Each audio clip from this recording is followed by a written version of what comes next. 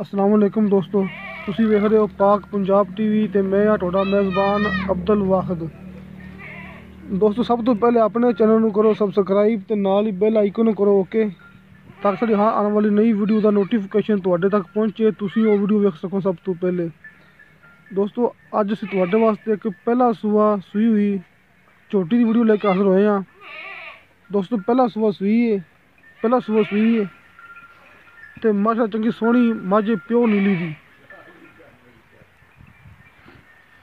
दोस्तों आप वेखो माशाल्लाह मुठ पर थण ते गिठ दा विच फासला ते बड़ी सोहनी दोस्तों मझ, काला स्याह मझ दा रंग, खुंडे सिंग ते कालियां स्याह अखां मझ दियां।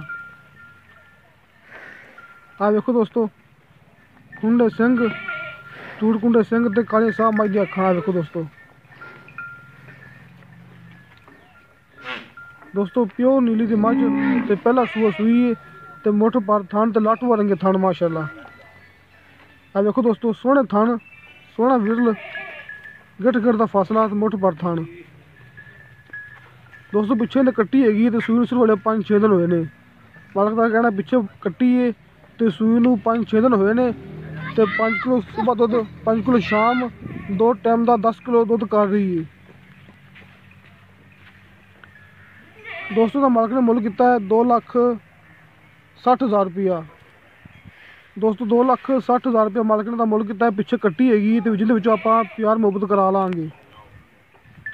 किसी मेरे भरा ने खरीदनी हो, मेरा नंबर लगे डिस्क्रिप्शन के 0304 3099 539। दोस्तों अपना व्हाट्सअप नंबर है। दोस्तों मिलने अगली वीडियो ते खुदा हाफिज़।